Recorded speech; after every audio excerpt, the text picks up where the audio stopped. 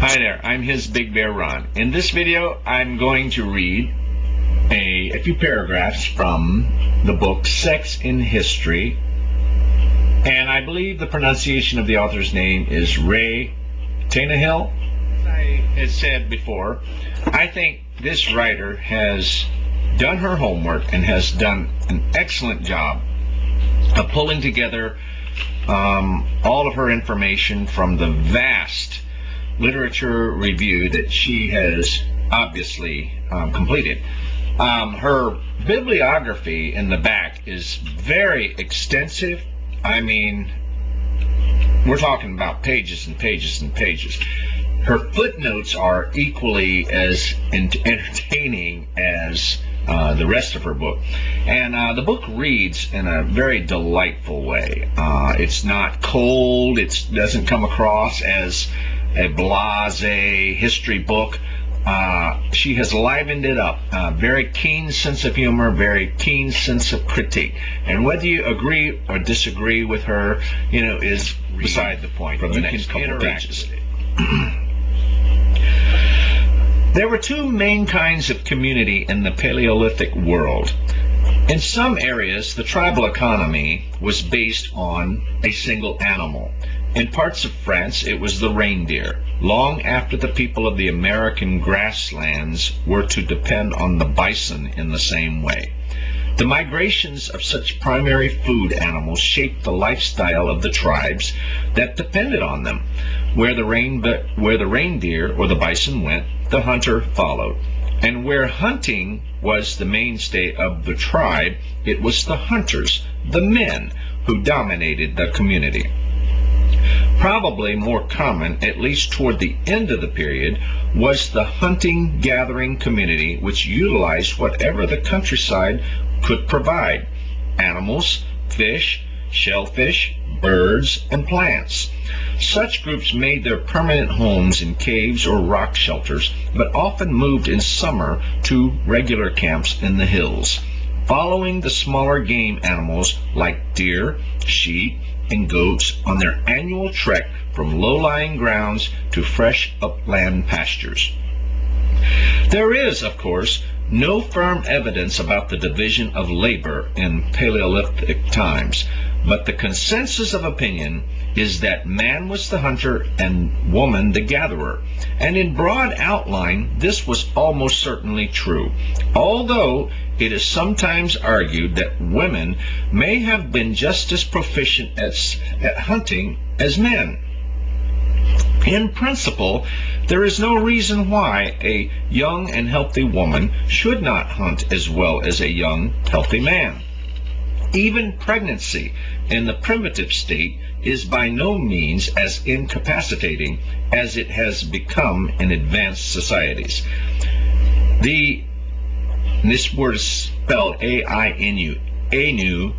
Women of Japan still exercise strenuously when they are pregnant because they believe it encourages swift labor.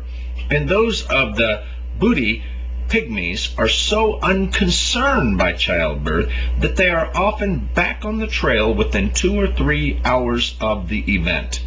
Breastfeeding is no real problem when there are several women who can take turns in acting as wet nurse so that other women can go back to work in the fields. But working in the fields is very different from tracking deer or hunting woolly mammoths, activities which require the hunter to be in peak athletic condition, especially when the climate is harsh and game scarce.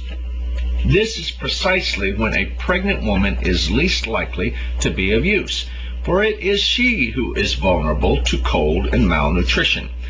In the 20th century, it is not unknown for parents to refuse to give an extended education to a girl who will, quote, waste it by getting married, unquote, and Paleolithic parents may have felt much the same way about prolonged hunting apprenticeship. Genetic research suggests that man's expertise at hunting may have begun as much as 1 million years ago.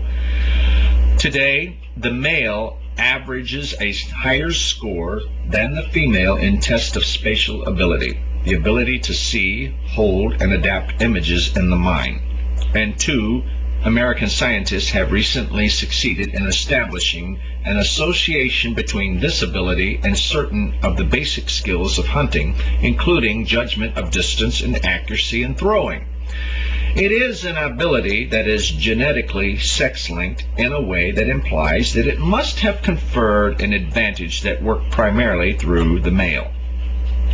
Women's contribution to the food supply, gathering plants, collecting snails, river crabs, freshwater mussel, and small turtles, acorn, pistachio nuts, did not depend on distance assessment or marksmanship.